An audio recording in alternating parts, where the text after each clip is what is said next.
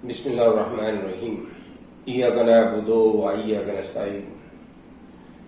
अच्छा बेटे, आज हमने थ्योरी और लॉ को डिस्कस करना है इस टॉपिक के अंदर कि थ्योरी क्या है और लॉ क्या है।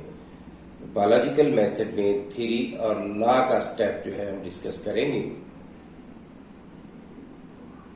कि theory, what is theory and law. अच्छा बेटे, तो फर्स्ट हम थ्योरी को डिस्कस करते हैं कि थ्योरी क्या है। थ्योरी को एक्सप्लेन या डिफाइन हम कैसे कर सकते हैं। एक बात मैं आपको बेटे बता दूं कि हम थ्योरी और लॉ अपनी बुक के या अपनी सिलेबस जो टेक्स्ट बुक है उसके मुताबिक जो है वो डिस्कस करेंगे, क्योंकि थ्योरी और लॉ के बारे में मिसकंसेप्शन एक है, हम वही पढ़ते आ रहे हैं और वही चलता आ रहा है। तो आज भी हम उसी पे ही डिस्कस करेंगे।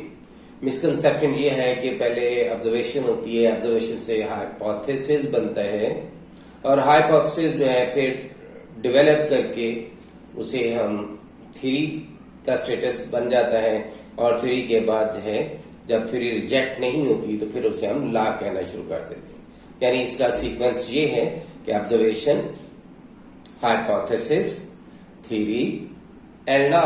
ये एक मिसकंसेप्शन चल रही है। बेशक ऐसा नहीं है, हाइपोथेसिस, थ्योरी एंड लॉ ये इंडिपेंडेंट है। जिस तरह बिल्कुल इसकी मैं अगर ये एग्जांपल दूं कि किन्नो, माल्टा और फ्रूटर, ये तीन चीजें, हम ये नहीं कह सकते कि किन्नो डेवलप टू फॉर्म माल्टा और माल्टा जो है डेवलप होके फ्रूटर बनाता है। ये तीनों एक अलग-अलग इंडिपेंडेंट वैरायटीज है, ठीक है। तो इसी तरह हाइपोथेसिस, थ्योरी और लॉ जो है ये इनका तीनों का अलग-अलग स्टेटस है, ये एक दूसरे से डेवलप नहीं हो। लेकिन ये एक मिसकंसेप्शन जो चल रही है हम उसी के मुताबिक डिस्कस करेंगे जो हमारी बुक में है। तो हम थ्योरी को कैसे डिफाइन कैसे कर सकते हैं बेटे कि थ्योरी जो है after the exposure of hypothesis to the repeated experimentation, कि जब एक ऑब्जर्वर अब कोई भी हाइपोथेसिस देता है तो उसको बाद उसके टेस्टिफाई किया जाता है एक्सपेरिमेंट्स की। एक्सपेरिमेंट क्या है? एक साइंटिफिक प्रोसीजर है to test the hypothesis. Experiment क्या है? A scientific procedure to test the hypothesis is known as experiment. तो हम हाइपोथेसिस को एक्सपेरिमेंटेशन से टेस्ट करते हैं। अगर हाइपोथेसिस बार बार टेस्ट करने के बावजूद भी गलत साबित नहीं होता तो हम कहते हैं कि ये थ्योरी का स्टेटस अटेन कर लेता है। तो after the exposure of hypothesis to the repeated experimentation and is not falsified. क्या मतलब? इज नॉट फॉल्सिफाइड मतलब और गलत साबित हम उसे नहीं कर सकते, गलत साबित नहीं होता, then the hypothesis will get the status of theory. तो फिर उस हाइपोथेसिस को हम थ्योरी कहते हैं, ठीक है। तो क्या है बेटे इसके मुताबिक कि after the exposure of hypothesis to the repeated experimentation and is not falsified, then the hypothesis will get the status of theory। तो पहला पॉइंट आपको क्लियर हो गया, इसको जरा रिपीट करें बेटे। क्या है? शाबाश, ठीक है ठीक है, कि after the exposure of hypothesis to the repeated experimentation and is not falsified, then the hypothesis will get the status of theory, ठीक है। दूसरा पॉइंट हम कहते हैं कि theory is explanatory and predictive. Theory जो है ये एक्चुअली हमें लॉजिक पेश करती है, एक्सप्लेनेशन देती है कि why it is happens, how it is happens, ठीक है, and when it is happens, कि ये कैसे हुआ, क्यों हुआ, कब हुआ।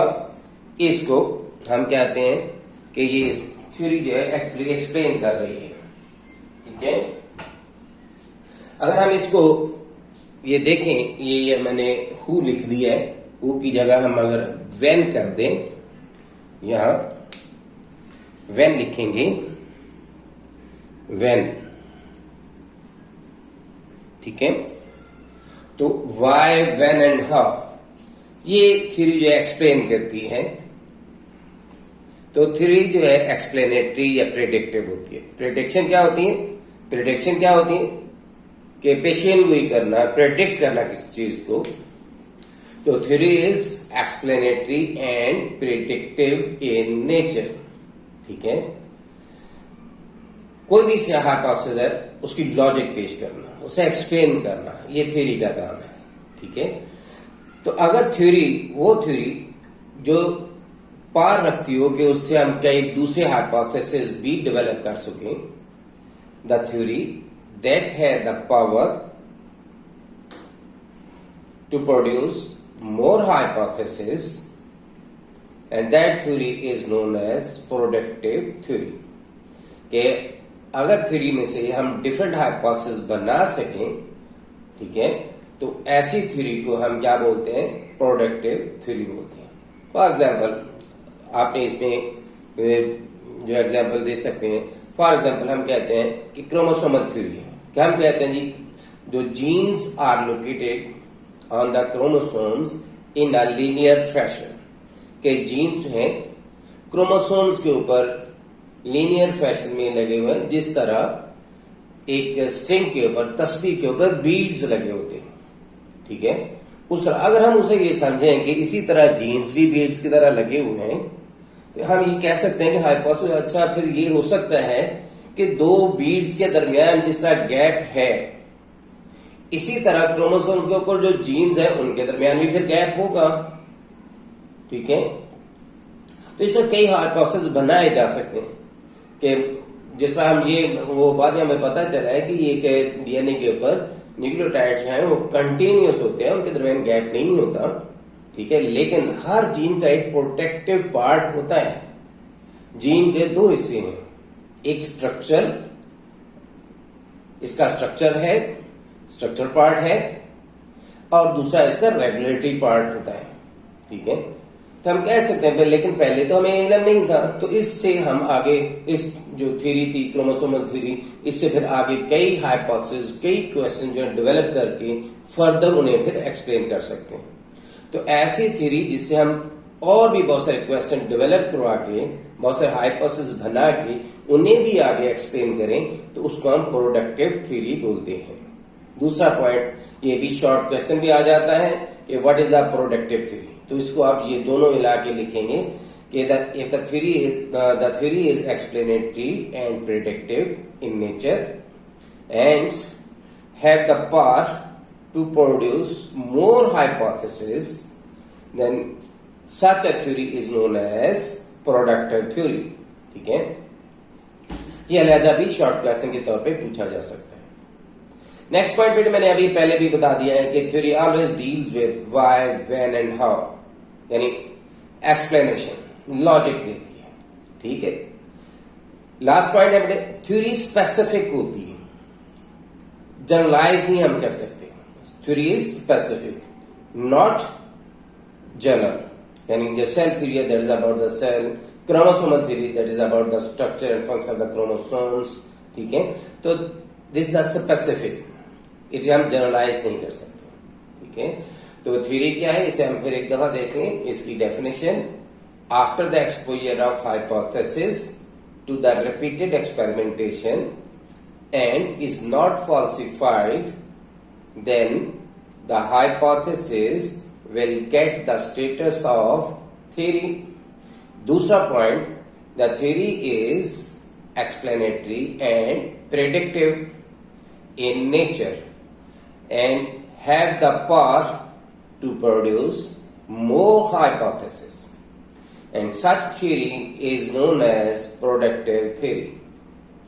Theory always deals with why, when and how, कि ये explanation देती है। Theory is specific, not general. Examples, you can quote the example: cell theory, chromosomal theory, Darwin's theory of evolution. ठीक है, अब हम लॉ की तरफ आते हैं। लॉ को देखते हैं कि व्हाट इज लॉ, लॉ क्या है।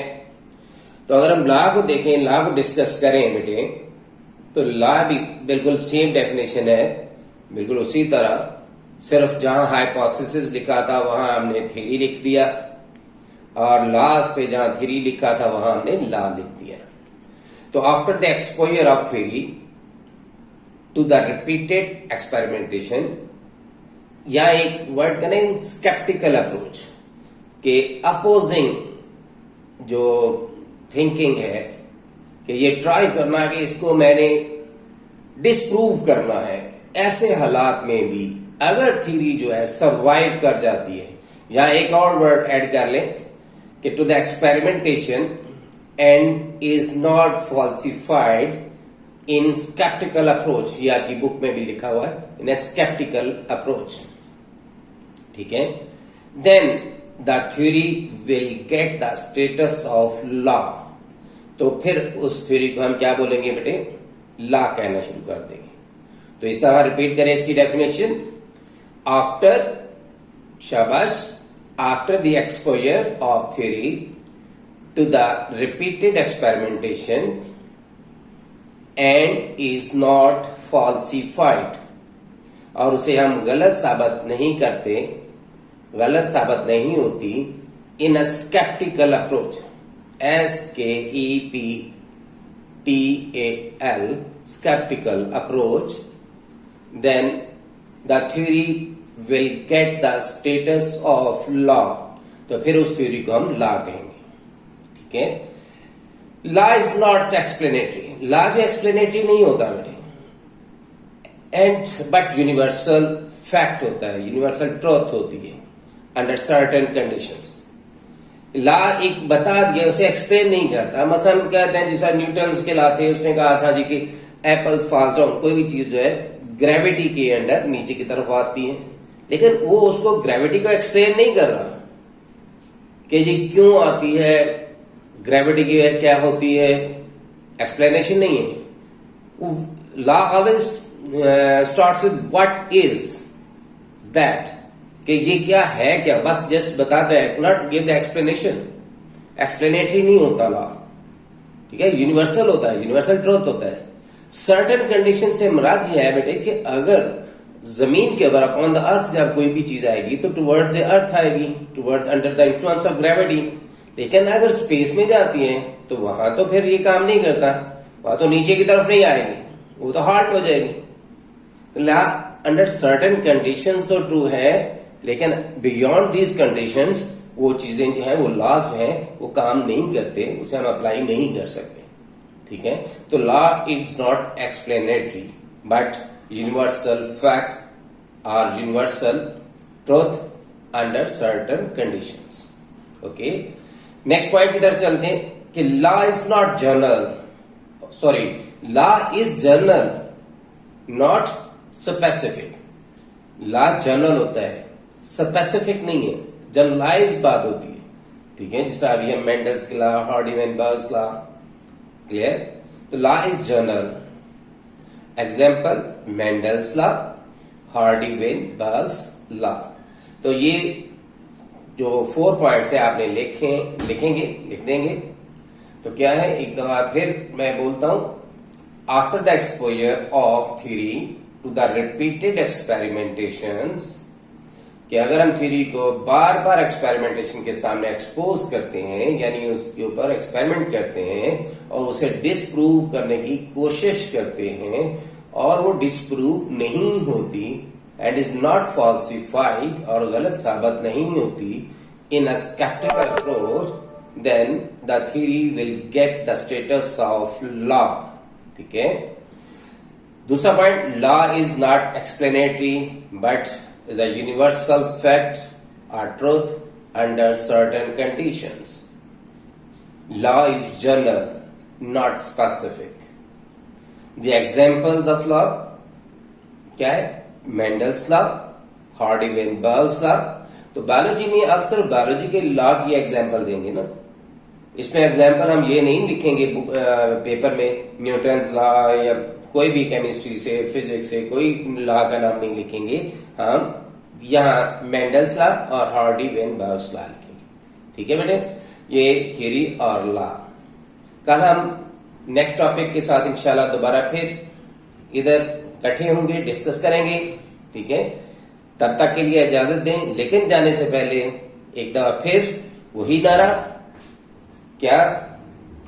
Subscribe the channel, press the button,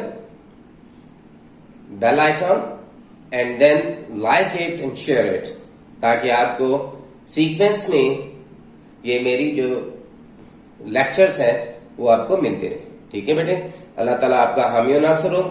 Allah Hafiz.